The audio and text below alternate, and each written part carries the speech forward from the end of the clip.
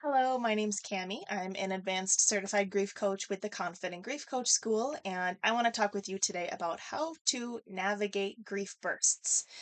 This is something that so many of my clients need help with, something that we educate our students on in the Confident Grief Coach School because it is like the hardest thing, in my opinion, to deal with when we are deep in our grief is those moments where the grief just consumes us completely. I know we've all been there where all of a sudden we get a reminder or something comes up, maybe an anniversary is approaching, or maybe we're super fresh in our grief, and it just seems like that constant reminder of our person and their absence, and it hurts so deeply. And sometimes we might feel that the grief debilitates us and we feel helpless, like we don't know what to do, we can't function, we can't get out of bed. Whatever your stress response is, it can be extremely difficult to help yourself when you're in that space. So let's talk about that a little bit. I want to go into the science behind why this happens, and then I'll give you a tool that you can use and try on for yourself to hopefully gain some awareness around how to best support yourself when you are in a grief burst. And if you are a professional and you're wanting to learn more about how to support your clients, just know that this is just the surface level as far as what we do in our coaching program at the Confident Grief Coach School. So if that's something you're interested in learning more about, there'll be a link down in the show notes where you can explore more about how to become a certified grief coach. Anyway, so let's dive into a little bit of the science behind grief bursts. And I'm calling them grief bursts instead of using the word trigger, because that is a sensitive word, especially in the grief space, because people die by triggers. So, for the sake of this conversation and just to help reframe this language that we're using in these conversations, I'm going to use the word grief burst. I also interchangeably use grief wave because it sometimes feels like that crashing wave, that overwhelming tidal wave that overwhelms us. So, just so that you know and can reference a little bit about just what this grief burst actually is, right? So, to dive into a little bit of the science with grief, I want to explain that we are human beings, right? We are mammals and we have this evolution to our species where we are wired for connection. We rely on others to survive, right? If you were a baby and you didn't have your parents there, you would die. So there is this innate bonding and connection between our loved ones that evolutionarily has allowed us to survive through however long we've been on this planet. So this is an instinct within us that is ingrained to tell us to be close to our people because we need them to live. So you can imagine that when one of our loved ones dies, and whether that's a parent, whether it's a child, whether it's someone that you've become estranged with, or a divorce, in whatever way this person is leaving your life, your evolutionary part of your brain, that instinctual part of you that is ingrained within your body and within your nervous system, tells you that their loss is a threat to your own survival. So, this is important to understand that when we lose someone, your body views this loss as a life threat. And because as human beings and as a species that has so many different instincts wired to survive, our body goes into a stress response. Our body goes into a state of survival mode to try to get us through this life threat. And we might see this stress response come up. You can imagine, back in the day, we might have been chased by a tiger, and we need the stress response to kick in to allow us to run far away from this tiger, or to fight for our lives, or to freeze and be very quiet and small so that it can't find us, right? So when we are in a dangerous situation, our body kicks on this fight, flight, freeze, or fawn response. And these are all stress responses that our nervous system kicks on in order to keep us safe. So when a loved one dies, our brain views their loss as a survival threat.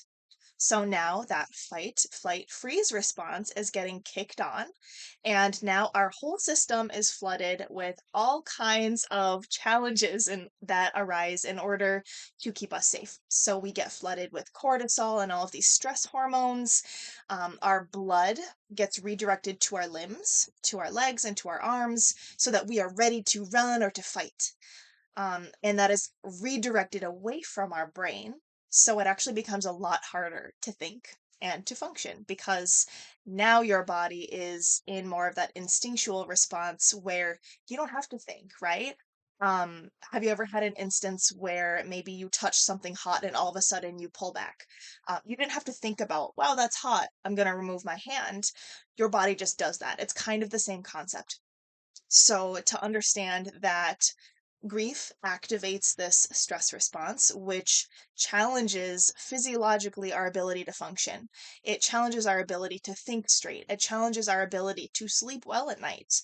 Because when we're in a state of survival, we're not worrying about sleeping. We're not trying to digest our food properly. We're not trying to regenerate our cells and our tissues. We're just focused on surviving the next minute. So, all of those systems of the body that normally keep us alive and well and healthy become challenged.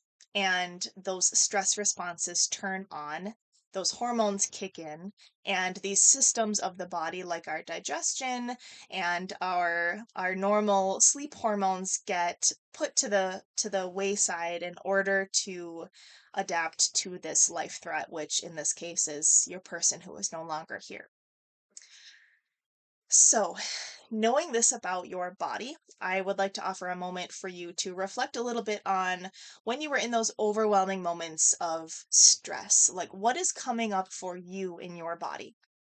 I know for me, when my grief would come up in these bursts, I would become panicked. I would get really flighty. So I would want to leave the situation to run away. And I would feel that literally like my legs wanted to move. I would become really agitated and irritated. And then sometimes if it got bad, I would go into a panic attack. It's like I would become so overwhelmed where all of a sudden I couldn't breathe properly. My breath was really shallow and I couldn't get a deep breath. And then I would hyperventilate and sometimes black out because of that. My body was so much in a stress response that I was non-functional, and sometimes it took me out. So that's a little bit about something that I experience in my body when I'm overwhelmed by grief. But I would love for you to reflect, and if you feel comfortable, to leave a comment below as far as like, what do you notice in your body? Where do you notice your grief come up? Do you feel that tightness in your throat? Do you feel a queasiness in your stomach? Maybe you feel your jaw clenching and your shoulders tensing up. All of these things are really great awarenesses to have because the more that you can understand how your grief impacts you, then you can work with your body to navigate that. So, for example, we know that grief can put us into that stress response. We might have a fight, flight, freeze response that's activated. Now, once we know that we're in that state, we can have a game plan to navigate that better. So for me, I know if I felt that panic attack coming on, I eventually found some tools that would help me to downregulate my nervous system to allow me to calm down so that I wouldn't get to that point of that hyperventilating panic attack. I started to understand my body and to listen to its signals close enough that I had a game plan when I started to notice that come on. So, a couple things that you might think about when it comes to understanding your body and your body's stress response, and then to figure out what's going to work for you to navigate that. It's completely individual depending on your body, depending on your grief, depending on how it comes up for you. And this might look different, right? I know for me, I have some terrible anxiety and panic attacks, and then other times I have that kind of depressive hopelessness, can't do anything, can't function sort of a response. And both of those take different avenues to navigate. So um, don't freak out if this feels overwhelming. I'm going to show you a couple tools that you can use to help navigate this. So the first thing is the rain meditation. And this is actually a tool from Tara Brach. It's not mine, I didn't make it up, but it's something that I share with my clients because it is super helpful when you are in that state of feeling that grief burst come on and you have no idea what to do. This is something that you can turn to help you figure out how to meet your needs. So, RAIN is an acronym. R stands for recognize. So, that is the moment when you start to feel this grief burst coming on. You recognize that you are about to go into wherever your grief is going to take you. You stop and you pause and you recognize, okay, here I am. This is what's coming up for me. A stands for allow. So once you notice that this grief is coming on, you want to allow your feelings to be there. You want to allow yourself the space and the opportunity to tend to what is coming up for you. Instead of pushing it aside, instead of trying to ignore it or distract yourself from it, it is actually good emotional hygiene to allow your feelings to come through. So that is the A in the RAIN meditation. I stands for investigate. So once you have recognized that your grief is there and you have allowed your feelings to show up, where do you notice them? Do you feel that tightness in your throat coming on? Do you feel that queasiness in your belly or that worry that comes up for you and it makes you feel kind of sick in your stomach? Maybe you feel that clenching in your jaw or the tightness in your neck. All of these things are helpful, like I said, to gain an awareness on how your grief is impacting you. And you might notice that, when you feel your jaw clench and you feel your shoulders tighten, for me, that indicates a stress response. That indicates that fight response. Like I want to defend myself. And that looks different for me than other kinds of grief bursts that I experience. So recognize, allow, investigate, and investigate, within your body what's coming up for you, but then also investigate what thoughts are coming up for you. Why did this show up?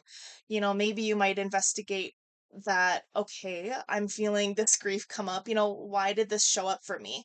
Was it someone that looked like my person that I thought it was them for a moment, and then I realized that they're still gone, and that reminder sparked, this response. Maybe you investigate just whatever it was that brought up your grief, and what thoughts, what stories, what memories, what feelings are showing up for you. The N in RAIN is nurture.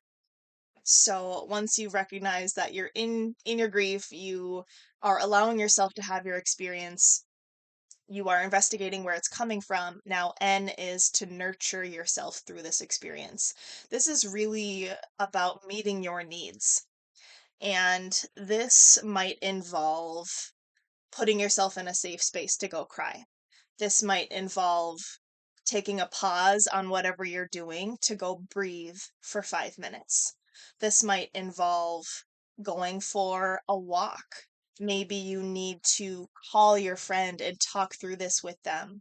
Maybe you need a hug from someone close to you.